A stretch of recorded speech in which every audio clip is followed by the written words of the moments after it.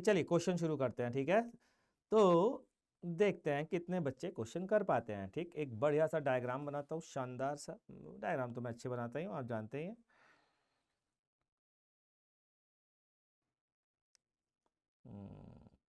ये एक रॉड है बच्चा पार्टी,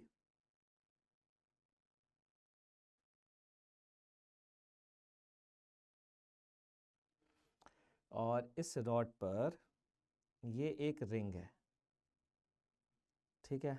ये एक रिंग है। ड्राइंग अच्छी है मेरी ना, तारीफ कर दिया करो यार, झूठी तारीफ करो लेकिन कर तो दिया करो यार, बहुत मेहनत कर रहा हूँ।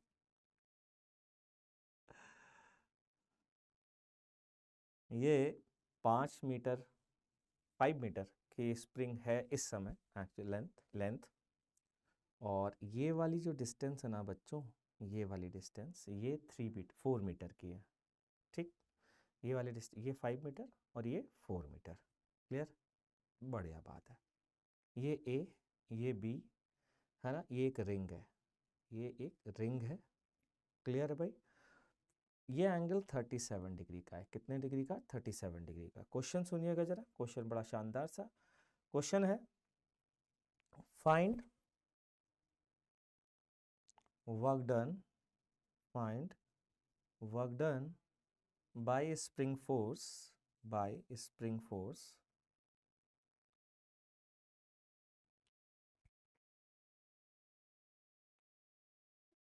हाँ बेटा, कम्युनिकेशन अगर आपने देख लिया है तो उसमें लगभग पूरा हो गया है। 1 से 2 चीज़ें हैं, वो एक बार आप बस गो थ्रू हो जाइएगा तो आपको बाकी की चीज़ें मिल जाएगी। 99% तो कंप्लीट है। Spring force during the journey of spring from A to B, from A to B. ठीक, k equals to 500 newton per metre, natural length दिया हुआ है 3 मीटर। ठीक है, चलिए शुरू हो जाइए, फटाफट मुझे बताइए कितना आंसर आ रहा है। बता दिया ना नेचुरल लेंथ, ठीक है। फटाफट आंसर निकालो, देखते हैं कितने बच्चे निकाल पाते हैं। आते ही क्वेश्चन, क्या क्वेश्चन दिया है, वाह वाह वाह वाह। और मैंने एक बढ़िया क्वेश्चन डाला था इस चैनल पर, एक पोस्ट किया था क्वेश्चन, हिला पाए कोई? वैसे आप लोग तो 11th का सिलेबस अभी कर रहे हो, तो वो 12th के लेवल का था।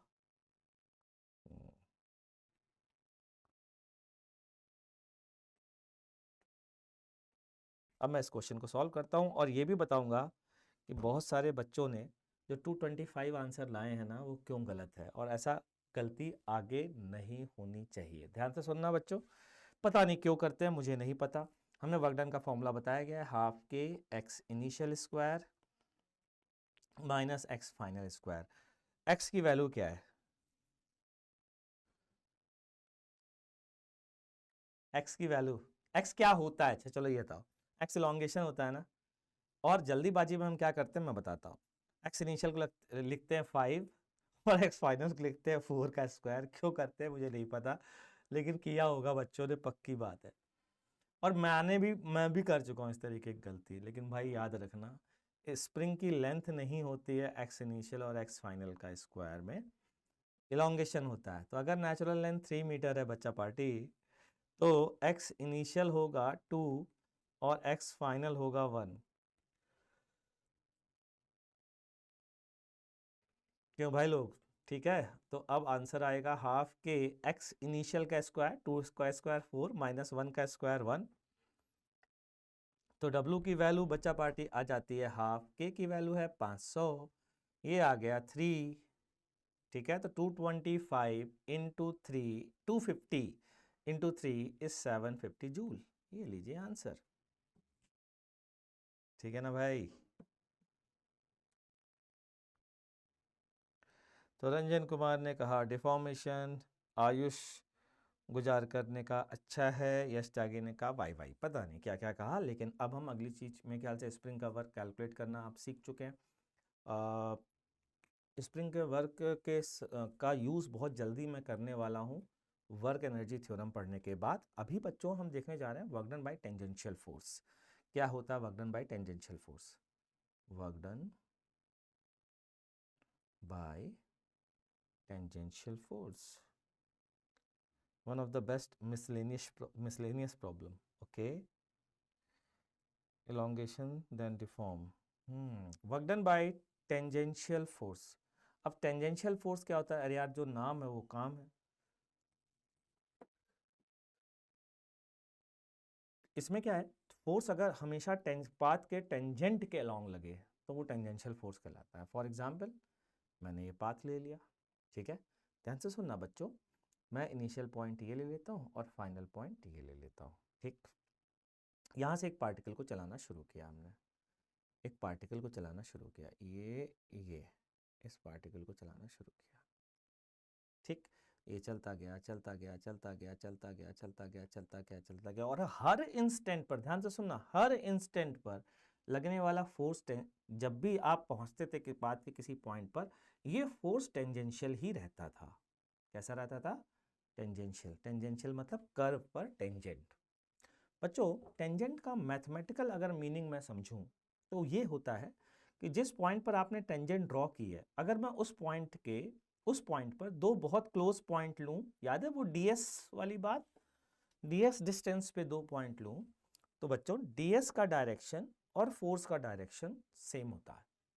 क्यों? क्योंकि डीएस का डायरेक्शन ही तो टेंजेंट का डायरेक्शन होता है। याद करें, मैंने डिफरेंशिएशन के समय ये बात आपको पढ़ाई थी कि अगर दो पॉइंट बहुत पास पास अप्रोच करते जाते हैं तो secant become tangent when both point, distance between both point tending towards zero, तो सीकेंट टेंजेंट बन जाती है ना भाई, ठीक, क्लियर? इतनी बात समझ में आ रही है? ठीक है, बढ़िया बात है। अब हम लोग ध्यान दीजिएगा जरा, हम लोग ये कहना चाह रहे हैं आपसे कि जो टेंजेंशियल फोर्स है वो हर इंस्टेंट पर अगर टेंजेंट के लॉन्ग है तो कह सकता हूं ना, वर्क डन की डेफिनेशन में एफ डॉट डीएस में एफ और डीएस का डायरेक्शन हमेशा सेम है, और हमेशा सेम है तो फिर क्यों नहीं कह सकते F into d S into cos zero की वैल्यू 1, तो सीधा सीधा इसको एफ इंटू डी एस लिख सकते हैं कि नहीं लिख सकते? एफ इंटू डी एस लिख सकते हैं। अच्छा, अब ये बताइए, एफ इंटू डी एस तो तब भी लिखा जा सकता था बच्चों जब ये पाथ स्ट्रेट होता, ये स्ट्रेट पाथ है, ऐसा पाथ है, ठीक, यहां पर फोर्स लगा, एफ सीधा लग रहा है, मान लीजिए, ध्यान से सुनिएगा, ठीक है, ये फोर्स लग रहा है और इस डायरेक्शन में आप जा रहे हो, सेम डिस्टेंस मान लीजिए आप ट्रैवल करते हो इनिशियल से फाइनल, मान लीजिए इस डिस्टेंस को वैल्यू में S1 बोल रहा हूँ, मान लेते हैं। तो अगर मैं ये डिस्टेंस यहाँ ट्रैवल करूँ बच्चों स्ट्रेट पाथ पर, ठीक है, ये सेम डिस्टेंस S1 अगर मैं ट्रैवल करता हूँ, तो यहाँ से यहाँ तक जाते समय आप क्या लिखोगे वर्क? आप कहोगे फोर्स और डिस्प्लेसमेंट सेम डायरेक्शन में, एफ इंटू डी एस लिखा जा सकता है। दैट मीन्स आज के बाद कभी भी टेंजेंशियल फोर्स अगर बच्चों लग रहा हो तो उस कर्व को कर्व ना लेकर के एक स्ट्रेट फ्लोर ले लो, स्ट्रेट, ठीक, और उस पर ब्लॉक का फोर्स लगा दो। अगर उस पर ब्लॉक का फोर्स लगा दिया है आपने तो सीधा सीधा सीधा सीधा सीधा ब्लॉक चलता रहेगा चलता रहेगा चलता रहेगा चलता रहेगा, तो फोर्स और डिस्प्लेसमेंट सेम डायरेक्शन में होंगे, सेम एक्सप्रेशन आएगा। तो अब ये फाइनल हमेशा ही करना है, कभी भी टेंजेंशियल फोर्स लग रहा है पाथ को सीधा कर दो और एक नॉर्मल क्वेश्चन बना करके सॉल्व कर लो। जैसे ये चीज कहाँ देखने को मिलेगी गुरुदेव? भाई एक एग्जाम्पल तो बताइए आप, ठीक है ना? तो इसको देखो कहाँ देखते हैं, कैसे इसको समझते हैं, एक क्वेश्चन से समझने ज़्यादा सही रहेगा, ध्यान देना। ये मान लीजिए जो प्लेन आपको दिख रहा है, आप इसे अपने मोबाइल का प्लेन समझें, मोबाइल की स्क्रीन का प्लेन समझें, कंप्यूटर स्क्रीन का प्लेन, जो भी प्लेन है ना, ये हॉरिजॉन्टल है, ठीक है। और इस हॉरिजॉन्टल प्लेन पर एक ब्लॉक है बच्चों, एक ब्लॉक है, ठीक है, जो इस हॉरिजॉन्टल प्लेन पर इस सर्कल में घूम रहा है, ठीक। ये इसका इनिशियल पॉइंट है और घूम करके बच्चों ये ब्लॉक इसी जगह पर पहुंच जाता है, तो यही फाइनल पॉइंट है। ये हॉरिजॉन्टल फ्लोर है, इस बात का ध्यान रखना, this floor is horizontal, this circle is on horizontal plane, ठीक। Mass of the block, mass of the block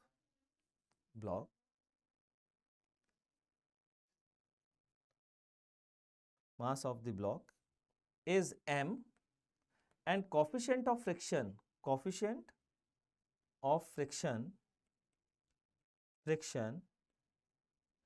is mu।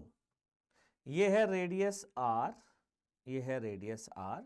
Then find the work done by friction force in this process. शुरू हो जाइए। देख, पहले आप कोशिश करिए, फिर मैं बताता हूं। बच्चा पार्टी, ये है, ध्यान से सुनना। अगर मैं आपको फ्रिक्शन पढ़ा चुका हूं, अगर ये चल रहा है किसी सरफेस पे तो काइनेटिक फ्रिक्शन लगेगा। ठीक, काइनेटिक फ्रिक्शन है, ये ब्लॉक रखा हुआ है तो ब्लॉक पे नॉर्मल ऊपर, mg नीचे, तो फ्रिक्शन फोर्स की वैल्यू म्यू एन हो गई, म्यू mg के बराबर हो गई फ्रिक्शन फोर्स की वैल्यू। ठीक है, अब ये ब्लॉक इस पर चल रहा है और फ्रिक्शन फोर्स किधर लग रहा है? पीछे की ओर। ठीक, सॉरी, हाँ, friction force always opposes the motion. अब ध्यान से सुनना, क्या मैं कह सकता हूं हर पॉइंट पर, बच्चा पार्टी, हर पॉइंट पर लगने वाला फ्रिक्शन फोर्स हमेशा टेंजेंट के अलॉन्ग होगा, हमेशा। तो किस तरह आप कैसे कह सकते हो? क्योंकि मैंने पढ़ाया है काइनेटिक फ्रिक्शन हमेशा वेलोसिटी के अपोजिट होता है और वेलोसिटी हमेशा टेंजेंट के अलॉन्ग होती है। अरे कुछ समझ में आया क्या यार? तो ऊपर वाली चीज को वापस से कर लेते हैं। क्या? इस बात को कर देते हैं सीधा बच्चों। तो सीधा कर दिया। कितनी लेंथ है बच्चा पार्टी? जल्दी बोलो। 2πr। कितनी लेंथ? 2πr। 2πr लेंथ हो गई। ठीक है, अब मैं क्या करने जा रहा हूँ, इस 2πr लेंथ में इस ब्लॉक को चलाऊंगा, फ्रिक्शन फोर्स लगाऊंगा। फ्रिक्शन फोर्स कितना होगा? Mu mg। ये है ब्लॉक को यहाँ से यहाँ तक ले जाऊंगा, ये इनिशियल है, ये फाइनल है। तो मैं क्या बोलूँगा? म्यू mg पीछे, 2πr डिस्प्लेसमेंट आगे, तो आंसर आ गया minus mu mg into 2πr। ये है बच्चों का भी, कई बच्चों का आंसर। वेल डन बच्चा पार्टी, बहुत अच्छा काम किया है। मेरे हिसाब से अब आपको समझ में भी आ गया है कि टेंजेंशियल फोर्स को कैसे टैकल करते हैं। क्या बच्चों ये बात समझ में आ गई? अब मैं पढ़ाने जा रहा हूं आपको central forces and their work done. Central forces and work done by central forces, ये क्या होता है सुनिएगा जरा ध्यान से। तो central forces and work done by central forces. Sir समझ आ गया, बहुत बढ़िया। Force is tangent but to which? On the curve बेटा, कर्व के टेंजेंट होगा, जिस कर्व पे चल रहे हैं ना उस कर्व के tangent. Central force and work done by central force. तो सबसे पहले सेंट्रल फोर्स की डेफिनेशन लिखते हैं। आप लोग मेरे साथ साथ लिखिए, कोई बुराई नहीं है, और वो डेफिनेशन है। चलिए हम आगे बढ़ते हैं, सेंट्रल फोर्स देखते हैं। Central force is a force which always acts along the radial direction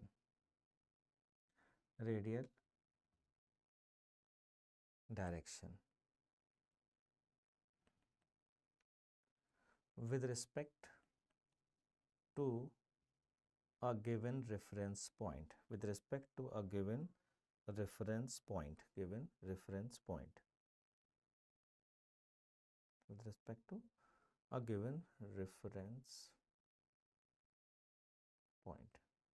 ठीक है भाई, एक रेफरेंस पॉइंट के रिलेटिव होता है। And its magnitude is either constant or only its magnitude is either constant or only depends on the distance from that given point, from that reference point। ठीक, मतलब साहब, मतलब ध्यान से सुनना जरा, मतलब बताता हूँ। मतलब ये है कि मान लीजिए ये कोई एक पॉइंट है, फिक्स पॉइंट, ओरिजिन, इसको मैं ओ कह रहा हूँ, ठीक है। और यहाँ पर एक ऐसा फोर्स लगता है बच्चों कि अगर मान लीजिए आप इस पाथ पर ट्रैवल कर रहे हैं तो ये फोर्स हमेशा ओ की ओर है, हमेशा। या तो ओ की ओर रहता है, ऐसा भी हो सकता है, रेडियल डायरेक्शन का मतलब होता है बच्चों, रेडियल डायरेक्शन का मतलब तो पता ही नहीं है, तो कैसे करेंगे? देखो कैसे कैसे करेंगे मैं बताता हूँ। रेडियल डायरेक्शन का मतलब क्या होता है, जो पॉइंट है ना उससे मिलाने वाली लाइन के अलोंग आइदर आउटवर्ड, आइदर, जैसे मैंने कहा ये है कोई पॉइंट, ये कोई पॉइंट पी पाथ का चूज किया, ये है वो रेफरेंस पॉइंट जिसके रिलेटिव सेंट्रल फोर्स डिजाइन किया गया है, ठीक है। तो ऐसा फोर्स जो हमेशा P से O को मिलाने वाली लाइन के अलोंग हो, चाहे अवे हो चाहे टुवर्ड्स हो, दोनों केस में ये फोर्स क्या कहलाएगा बच्चों? रेडियल फोर्स कहलाएगा। क्या ये आपको बात समझ में आ गई? ठीक बच्चों, अच्छा, चाहे अवे हो चाहे टुवर्ड्स हो, तो यहाँ पर, यहाँ पहुँचा तो यहाँ पर, यहाँ पहुँचा तो यहाँ पर, ऐसा फोर्स देखने को कहीं मिलता है क्या? बिल्कुल मिलता है। मैं बताऊँ कहाँ पर मिलता है ऐसा फोर्स देखने को? चलो इमेजिन करो कि यहाँ पर माइनस क्यू रखा है और आप एक प्लस क्यू चार्ज को ऐसे ले जा रहे हो, तो आपको पता है जो इलेक्ट्रोस्टैटिक फोर्स होता है, इलेक्ट्रिक फोर्स होता है, वो हमेशा दोनों को मिलाने वाली लाइन के अलॉन्ग होता है और नेचर में अट्रैक्टिव होगा क्योंकि नेचर सेम है। और अगर आप यहाँ पर माइनस क्यू चार्ज को ले जा रहे होते तो यही फोर्स किधर लगता? आउटवर्ड लगता, है ना। इस केस में हम कहेंगे कि जो फोर्स है दोनों चार्ज पार्टिकल्स के बीच का, वो कैसा फोर्स है बच्चों? सेंट्रल फोर्स है। लेकिन अभी मैं एक प्रॉपर्टी फॉलो कराइए, एक और प्रॉपर्टी है सेंट्रल फोर्स की, वो ये कि magnitude of that force either constant or is a function of r only, केवल आर का फंक्शन हो और किसी का फंक्शन ना हो। ठीक बच्चों, समझ में आ गई बात? तो ऐसे फोर्सेस को सेंट्रल फोर्स हम कहते हैं। ठीक, अब हम आते हैं work done by central force, मतलब अगर कभी सेंट्रल फोर्स से हमारा पाला पड़ जाए तो हम इनका वर्क डन कैसे निकालेंगे, इस बात को जरा समझते हैं। ठीक, तो इस बात को समझने के लिए मैं क्या करता हूँ, दो स्फीयर लेता हूँ। ध्यान से सुनना, मान लीजिए कुछ स्पेशल बात बताने जा रहा हूँ work done by central force के बारे में। लिख लीजिए, work done by central force, central force. पिछली स्लाइड देख लीजिए भाई, ये और पीछे वाली स्लाइड प्रीत,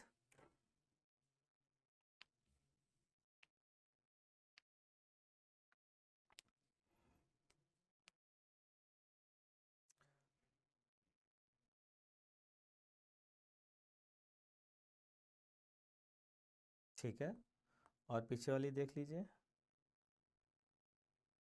दो सर जेई 2025 के लिए ऑनलाइन कोटा बैच आएगा? बिल्कुल आएगा बेटा, बिल्कुल आएगा, निश्चिंत रहिए, आएगा।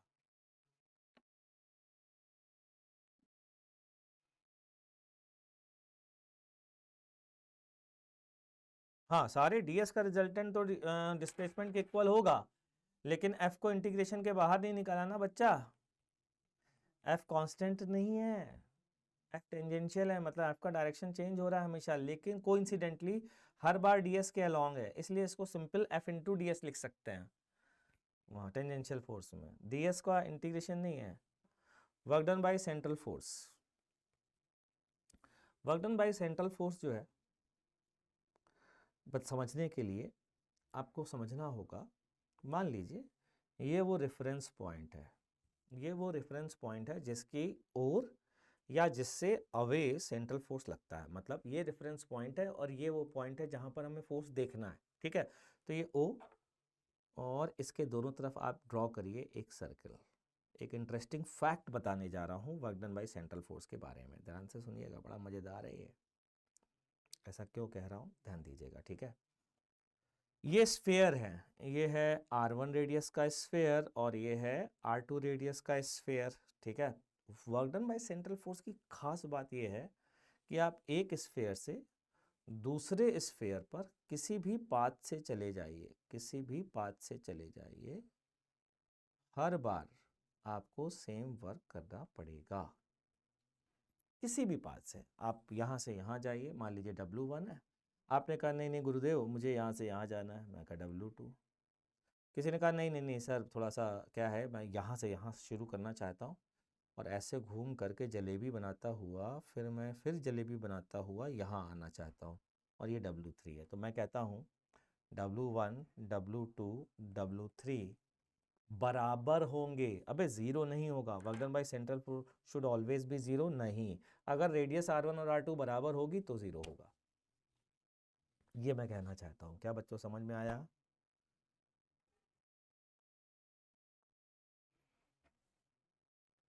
बोलो बोलो बोलो।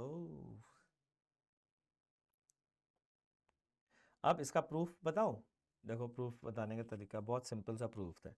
हाँ, F C dot R two minus R one नहीं कह सकते ना भाई, फोर्स वेरिएबल हुआ तो। अगर फोर्स वेरिएबल हुआ तो क्या करोगे बच्चा? केवल कांस्टेंट मैग्नीट्यूड होगा तो तुम ये कह सकते, अदरवाइज नहीं कह सकते। और कोई डाउट बच्चा पार्टी किसी को? डाउट पूछिए, डाउट पूछिए, डाउट पूछिए, वरना मैं फिर समझाने के लिए आपको बताना वाला हूँ कि क्या आखिरकार करना होता है ऐसी चीजों में। बताओ बच्चों। ठीक है, हाँ बिल्कुल। क्लोज्ड में होंगे तो सर जीरो होगा जहां से शुरू किया है। ठीक है, चलिए बताता हूं, ध्यान से सुनना। मतलब आज के बाद करना क्या है? करना ये है बच्चों, करना क्या है वो समझने की कोशिश करिएगा। करना ये है कि जैसे मान लीजिए ये कोई पॉइंट है ओ या सी या कोई भी, ठीक है। सेंट्रल फोर्स हमेशा इसकी ओर लग रहा है। आपसे बोला गया कि मैं ना ऐसे रास्ते से चलता हुआ ऐसे आया, ये डिस्टेंस है r1 और ये डिस्टेंस है r2, और इस पर फोर्स लगता रहा F हमेशा जब यहाँ था तो। लेकिन F कांस्टेंट है, वेरिएबल है, नहीं पता। चलिए वर्क डन बताइए। तो मैं क्या कहता हूँ, इस डायग्राम को इक्विवेलेंटली आज के बाद रिप्लेस कर दीजिए। इनिशियल और फाइनल डिसाइड करिए। आपको पता है, ध्यान से सुनिएगा, आपको पता है इस स्फीयर से इस स्फीयर तक जाने में वर्क डन हर पाथ से सेम होगा। कंफर्म? तो भैया सीधा सीधा जाओ ना बे, बस यही है। तो आज के बाद क्या करना है? इक्विवेलेंटली रिप्लेस करना है। इक्विवेलेंटली कैसे रिप्लेस करना है? ओ बनाना है, एक ही लाइन पर ओ से r1 डिस्टेंस पर आपको मार्क करना है क्या? इनिशियल पॉइंट ये लीजिए, और फाइनल पॉइंट r2 डिस्टेंस पे मार्क कर दिया बच्चों। अब आप इनिशियल से फाइनल स्ट्रेट पाथ पर चले जाइए। फोर्स F वेरिएबल हो तो वेरिएबल यूज करिए, और अगर कांस्टेंट है तो कांस्टेंट यूज करिए। ठीक, मतलब अब तो तुम्हें सिर्फ अगर ये क्वेश्चन दिया जाता तो तुम यही तो यूज करते बेटा। F डॉट डी आर में या तो प्लस एफ डी आर आता या माइनस एफ डी आर आता, क्योंकि हमेशा डिस्प्लेसमेंट और फोर्स एक दूसरे के अलॉन्ग है। डिस्प्लेसमेंट और फोर्स या तो एक दूसरे के अलॉन्ग है या अपोजिट है, बस। हाँ बिल्कुल हो जाएगा। ठीक है बच्चों, आगे बढ़े। अगेन एक बार और बता देते हैं भाई, रोड ने डिमांड की है एक। हाँ हो जाएगा यार, क्यों स्पैम कर रहे हो यार। तो ये है पॉइंट ओ, जिसकी ओर या जिससे अवे फोर्स लगता है। मतलब जब पार्टिकल यहाँ पर है तो फोर्स ऐसा, जब पार्टिकल यहाँ पर है तो फोर्स ऐसा, जब पार्टिकल यहाँ पर है तो फोर्स ऐसा, जब पार्टिकल यहाँ पर है तो फोर्स ऐसा, जब पार्टिकल यहाँ पर है तो फोर्स ऐसा, जब पार्टिकल यहाँ पर है तो फोर्स ऐसा, जब पार्टिकल यहाँ पर। इस तरीके से कॉन्टिन्यूसली फोर्स लग रहा है, मतलब फोर्स है सेंट्रल। ठीक है, क्लियर बच्चों? तो कैसे करना होगा? पॉइंट ओ को ड्रॉ करिए, एक स्ट्रेट लाइन ड्रॉ करिए, इनिशियल पॉइंट के बराबर डिस्टेंस पर इनिशियल पॉइंट मार्क करिए, मार्क कर दिया r1 डिस्टेंस पर। फाइनल पॉइंट की डिस्टेंस के बराबर उसी लाइन पर फाइनल पॉइंट मार्क कर दीजिए। अब इनिशियल से फाइनल जाइए, इनिशियल से फाइनल जाएंगे, ये है आपका f, वर्क डन कैलकुलेट कर लीजिए। क्लियर? समझ में आ गई बात बच्चों?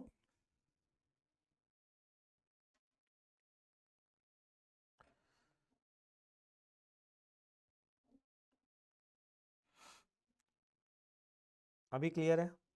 तो क्वेश्चन तुमसे पूछ सकता हूँ? क्वेश्चन बनाने की हिम्मत रखते हो? क्वेश्चन सॉल्व करने की हिम्मत रखते हो बच्चों? चलो देखते हैं। ठीक है, तो क्वेश्चन देता हूँ, उसको सॉल्व करिएगा। क्वेश्चन है ये कि यहाँ पर, चलो अभी समझ में आ गया। ठीक है, तो क्वेश्चन सुनिए भाई। क्वेश्चन है ये कि ये एक सी पॉइंट है, ये एक ए पॉइंट है, ये एल लेंथ का पेंडुलम मान लीजिए सी पॉइंट पर फिक्स है, और ये एक धागा मान लीजिए एल लेंथ का, और यहाँ पर m मास का एक पार्टिकल है, ठीक है, क्लियर। अच्छा अब मैं बच्चों पेंडुलम को ऐसे सर्किल में घुमाते हुए यहां ले जा रहा हूं पॉइंट बी पर, ठीक, क्लियर, ठीक है। अब यहां पर एक अजीबोगरीब फोर्स लग रहा है, वो फोर्स जो है BC के मिड पॉइंट, मतलब ये डिस्टेंस तो L होगी, यहां से L/2 डिस्टेंस पर एक पॉइंट है बच्चों D, एक पॉइंट है D BC के मिड पॉइंट पर, ठीक है। और जब ये ट्रेवल कर रहा है बच्चों तो हमेशा हमेशा ये फोर्स A की ओर लगता है। जब ये यहां पर है तो सॉरी D की ओर लगता है, ये जब यहाँ है तो ऐसे, यहाँ है तो ऐसे, लेकिन फोर्स का मैग्नीट्यूड इस बार कांस्टेंट है, ठीक। F का मैग्नीट्यूड F0 के बराबर है और हमेशा कांस्टेंट है, क्लियर है। Find work done by F, work done by force to move particle from A to B,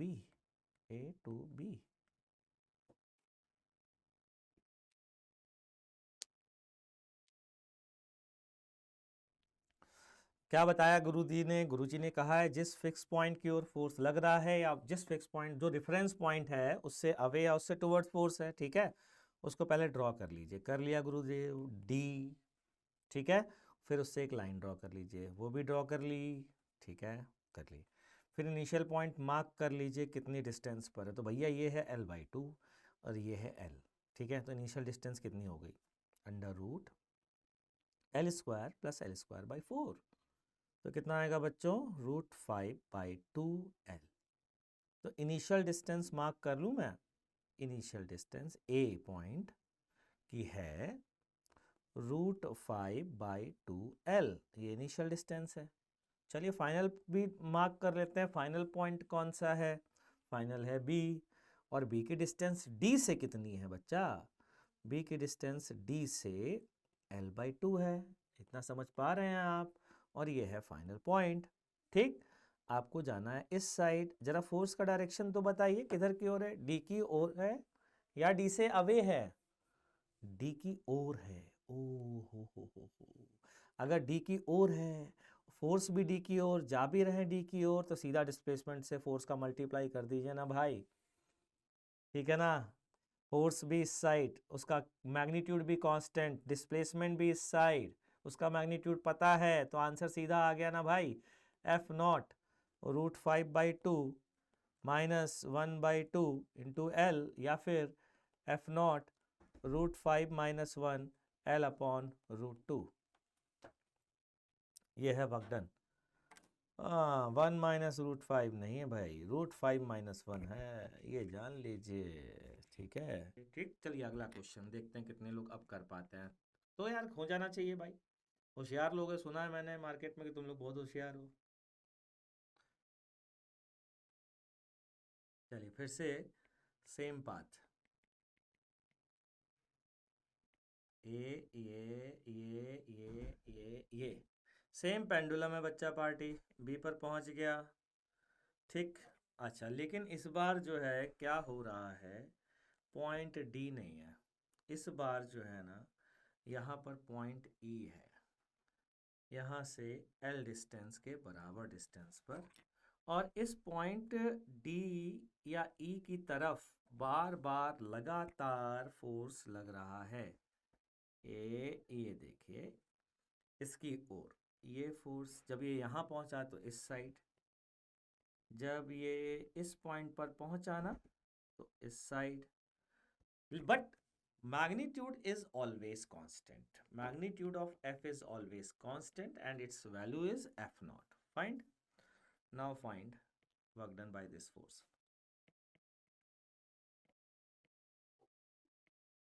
चलिए शुरू हो जाएगी, अब जरा वर्क की वैल्यू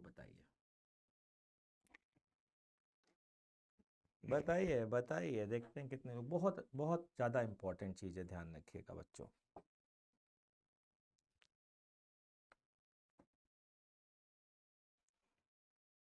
रंजन बाबू ने आंसर दिया है।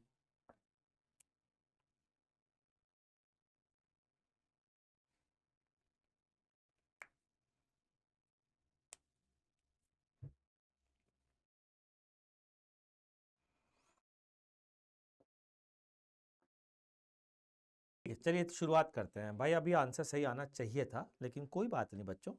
क्या बताया, सबसे पहले वो पॉइंट ड्रॉ करिए जिस पॉइंट की ओर फोर्स लग रहा है, और वो पॉइंट यहाँ पर कौन सा है? वो पॉइंट है यहाँ पर ई, है ना भाई? अच्छा, तो ये रहा ई पॉइंट, ये है वो स्ट्रेट लाइन। ई से एक स्ट्रेट लाइन ड्रॉ करिए, फिर मार्क कर दीजिए। क्या मार्क कर दीजिए? इनिशियल पॉइंट और फाइनल पॉइंट। ठीक है, पार्टिकल यहाँ से जा रहा है और कहाँ की ओर जा रहा है बच्चों? बी की ओर। ए की डिस्टेंस कितनी है? एल। एल पर है ए, ये है इनिशियल पॉइंट, फिर वो पहुंचा बी पर। चलिए बी से डिस्टेंस निकालते हैं ई की। ठीक,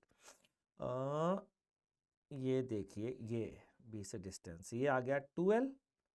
अच्छा, ये है l, तो ये डिस्टेंस कितनी हो जाएगी बोलो? 4l² प्लस l² बराबर √5l।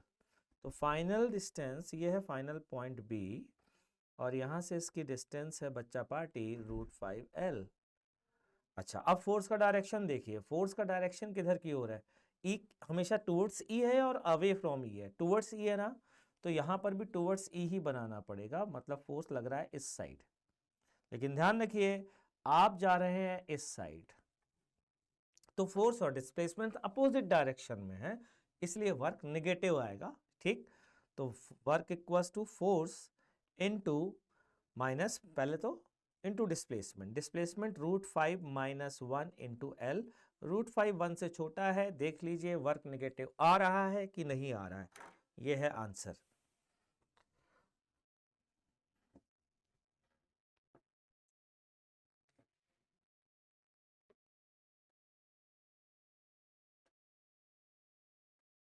ठीक है, अब अगली चीज हम लोग पढ़ने जा रहे हैं बच्चों, kinetic energy of a particle and system of particle. Kinetic energy क्या होती है किसी पार्टिकल की, या सिस्टम ऑफ पार्टिकल की काइनेटिक एनर्जी क्या होती है, हम ये पढ़ने जा रहे हैं। तो kinetic energy of a particle, और system of particle, system of particles. तो kinetic energy of a particle, kinetic energy of a particle is k is half mv²।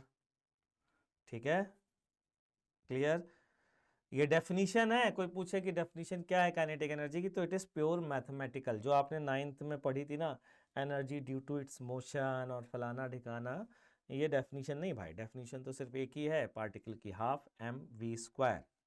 ठीक है, अगर W बाई टेंशन पूछा होता अबाउट C20, भैया tension पता ही नहीं है तो कैसे बताएंगे? इस positive work true when L is opposite. ठीक है, अच्छा, यहाँ से एक बात तो समझ में आ गई भाई, वेलोसिटी फ्रेम पर डिपेंड करता है, इसका मतलब अच्छा काइनेटिक एनर्जी फ्रेम पर डिपेंड करता है। Kinetic energy depends on choice of reference frame, reference frame, reference frame पर डिपेंड करती है काइनेटिक एनर्जी। क्यों करती है गुरुदेव? क्योंकि वेलोसिटी डिपेंड करती है, और वेलोसिटी डिपेंड करती है तो काइनेटिक एनर्जी फ्रेम पर डिपेंड करती है। हो, एनर्जी फ्रेम पर डिपेंड करती है, बिल्कुल। इसीलिए मैं कहता हूँ कि डेफिनेशन पर स्टिक रहो, अपनी फील से काम मत करो, क्योंकि हमारे बचपन से एनर्जी वर्ड जो यूज़ करते आए हैं वो किसी और चीज़ के लिए करते आए हैं। यहाँ पर stick to the definition only, that is half mv²। Kinetic energy को इसी तरीके से याद रखना है, और वेलोसिटी चूंकि फ्रेम पर डिपेंड करती है तो काइनेटिक एनर्जी फ्रेम पर डिपेंड करेगी। मतलब एक आदमी दौड़ रहा है गुरुदेव, और हम उसके साथ अगर दौड़ रहे हैं तो हमारे फ्रेम में उसकी काइनेटिक एनर्जी 0 है। यस, उसकी काइनेटिक एनर्जी 0 है। ठीक, अब आते हैं kinetic energy of system of particles कैसे डिफाइंड है। तो कोई भी physical quantity kinetic energy of system of particles is defined as sigma ki, मतलब sigma half mi vi square. That means half बाहर ले सकते हैं, सिग्मा mi vi स्क्वायर. ये क्यों लिखवा रहा हूँ? ये इसलिए लिखवा रहा हूँ कि कई बच्चों को एक मिसकॉन्सेप्ट होता है. क्या मिसकॉन्सेप्ट होता है गुरुदेव? मिसकॉन्सेप्ट होता है कि काइनेटिक एनर्जी जो है ना वो सेंटर की वेलोसिटी पर डिपेंड करती है. मतलब कुछ लोग क्या कहते हैं कि यार हाफ mvc स्क्वायर सेंटर की वेलोसिटी. नहीं होती भैया, नहीं होती. के एग्जाम्पल देखो. मान लो एक रिम है, पहिया है, टायर है, रिंग है, ये अपने सेंटर के अबाउट घूम रही है. तो इसके हर एक पार्टिकल की स्पीड होगी, मास भी होगा, काइनेटिक एनर्जी होगी. लेकिन अगर आप हाफ mvc स्क्वायर लगाओगे तो सेंटर की वेलोसिटी कितनी है बच्चों? 0. तो काइनेटिक एनर्जी तो 0 आ जाएगी. इसलिए ये फॉर्मूला सही नहीं है. Half m into vc square is not a correct formula. बच्चों समझ में आ गई बात? ठीक है. तो हमें हमेशा क्या लगाना पड़ेगा? Sigma half mi vi square. Clear? ठीक है. अब हम आ रहे हैं वर्क एनर्जी थ्योरम पर. वर्क एनर्जी थ्योरम क्या होती है बच्चों? ये नोट कर लिया? जल्दी से नोट करो, फटाफट फटाफट नोट करो.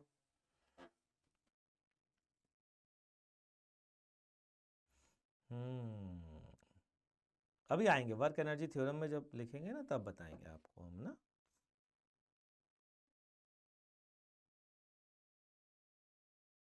जब हम मोमेंटम आपको पढ़ाएंगे ना बच्चों, तब हम ये बात बताएंगे कि पी स्क्वायर बाई 2m लिख सकते हैं कि नहीं. अभी मोमेंटम तो पढ़ाया ही नहीं है.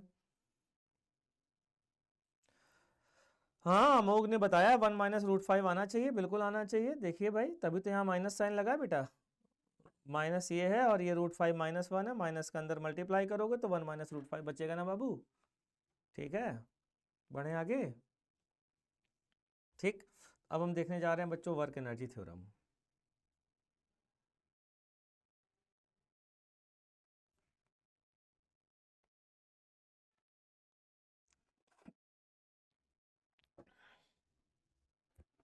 Work done bye all the forces. Work energy theorem लिख लेते हैं. Work done bye all the forces. Zeeshan अच्छा चलो बताओ, ऑल फोर्सेस में कौन कौन से? External plus internal. इंटरनल भी आते हैं क्या जीशान?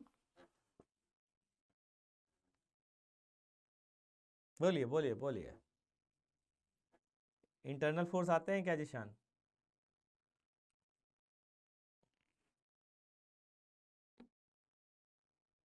वो अरे शाबाश, ये लड़का जीशान तो बहुत बच्चा है, अच्छा है. कौन सी क्लास में है तू जीशान?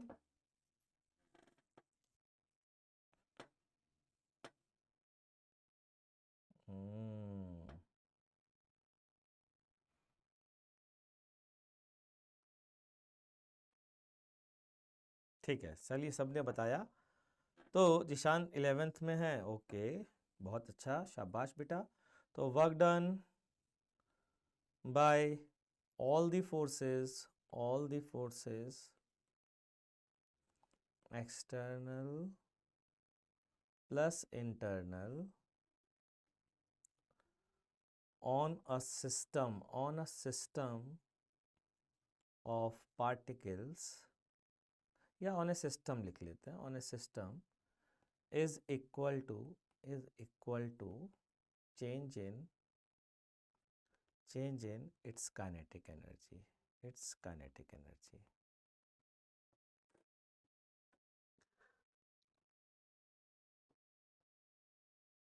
तो जब ये पढ़ते हैं ना तो दिमाग में एक बात आती है, और दिमाग में बात ये आती है बच्चों कि क्या वाकई में इंटरनल फोर्स वर्क कर सकते हैं? क्या वाकई में इंटरनल फोर्स वर्क कर सकते हैं? और अगर कर सकते हैं इंटरनल फोर्स वर्क, अगर इंटरनल फोर्स वर्क कर सकते हैं तो कैसे? मैं कहा देखो जरा कैसे, ध्यान से सुनना.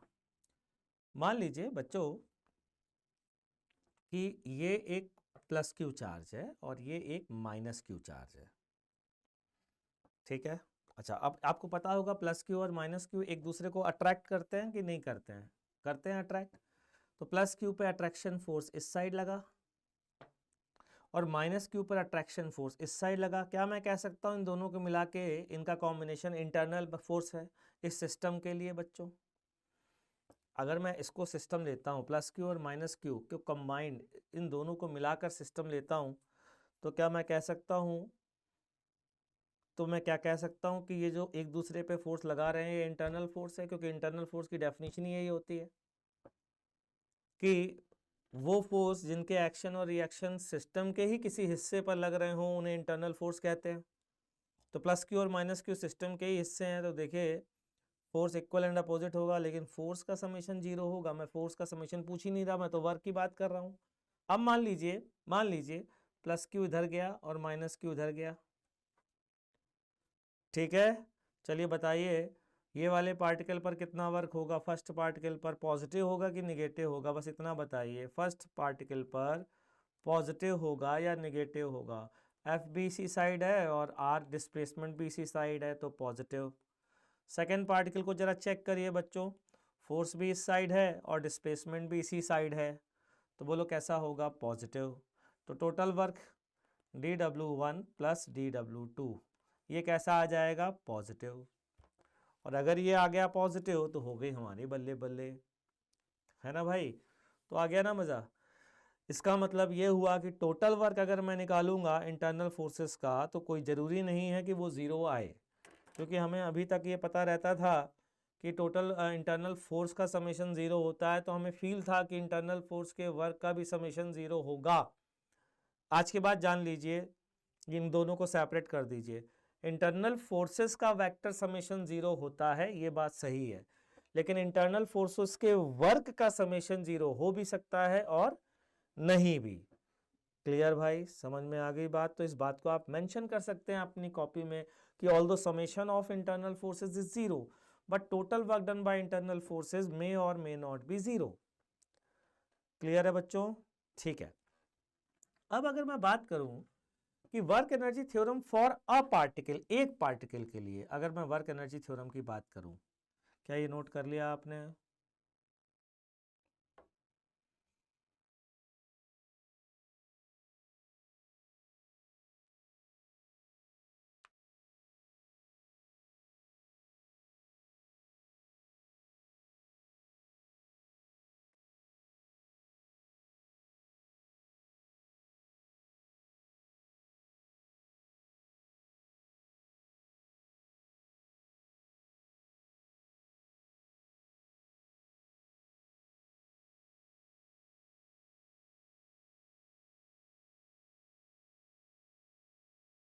ठीक है, चलिए आगे बढ़ते हैं बच्चों। तो work done, work energy theorem, work energy theorem for a particle, for a particle, for a particle, एक पार्टिकल के लिए वर्क एनर्जी थ्योरम हम लगाने जा रहे हैं। सर पहले क्वेश्चन में इनिशियल लेंथ 2L क्यों नहीं ली? ओके चलो देख लेते हैं। पहले क्वेश्चन में ये वाले में बेटा अंशित, ये वाले में इनिशियल लेंथ तो ये वाली होगी और फाइनल लेंथ ये वाली होगी। और ये वाले क्वेश्चन की अगर हम बात करें तो इनिशियल लेंथ ये होगी 12। अच्छा इनिशियल लेंथ, एक मिनट रुके, यहाँ से ये पॉइंट था ना और ए से बी जा रहा था, तो इनिशियल लेंथ तो एल ही होगी ना बेटा। फाइनल लेंथ ये वाली होगी, तो 12 क्यों होगी? 12 तो नहीं होगी। ए सी से डिस्टेंस नहीं देखनी है ना बेटा, ई है ना वो पॉइंट, ई और ए के बीच की डिस्टेंस देखेंगे ना। अभी समझ में आ गया अंशित? ठीक है बच्चा, चलिए हम आगे बढ़ते हैं बच्चों। Work energy theorem for a particle, for a particle को अलग से क्यों पढ़ रहे हैं? अगर एक सिंगल पार्टिकल है मान लीजिए, तो क्या कोई इंटरनल फोर्स का मीनिंग होगा बच्चों? जल्दी से बताइए। अगर एक सिंगल पार्टिकल है तो क्या इंटरनल फोर्सेस का कोई मीनिंग होगा बच्चा?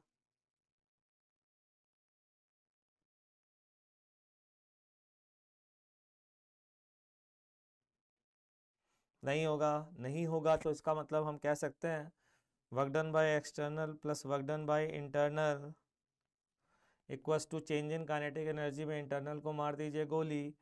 तो पार्टिकल के लिए आप डायरेक्ट आज के बाद लगा सकते हैं total work done by external force is always equal to change in kinetic energy of particle. क्यों भैया, ये कहा जा सकता है कि नहीं? अच्छा, proof of work energy theorem भी मैं प्रूफ भी कर सकता हूँ कि आखिरकार ये कैसे आती है। एक पार्टिकल के केस में पहले प्रूफ कर देता हूँ। आप सभी को पता है बच्चों कि A बराबर dv बाई डी टी बराबर dv by D S into d S by D T लिख सकते हैं। D S by D T क्या है? v dv by D S लिखा जा सकता है। अच्छा, ये ए टेंजेंशियल है, ध्यान रख लेना। क्यों? क्योंकि टेंजेंशियल एक्सेलरेशन स्पीड का रेट ऑफ चेंज होता है। यहाँ मैंने वेक्टर नहीं लिखा है, स्पीड का रेट ऑफ चेंज लिखा है, ठीक है। तो A T into d s बराबर वी डी वी। अभी ध्यान से सुनना, मास का मल्टीप्लाई कर दीजिए, इंटीग्रेशन कर दीजिए। क्या मैं कह सकता हूँ m a t is f tangential into d s बराबर half m v square, v initial से वी फाइनल कर दीजिए, half m v final square minus half m v initial square होगा। यदि ऐसा होगा बच्चों तो जरा इसको थोड़ा घूर के देखिए। ये तो आ गया चेंज इन काइनेटिक एनर्जी, इधर वाला तो चेंज इन काइनेटिक एनर्जी आ गया, ये वाला तो चेंज इन काइनेटिक एनर्जी आ चुका है, ठीक है ना।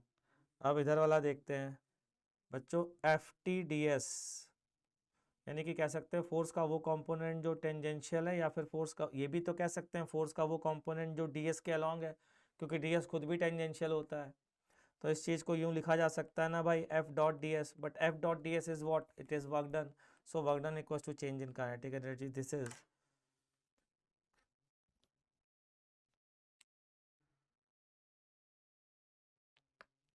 ठीक बच्चा पार्टी, समझ में आ गया?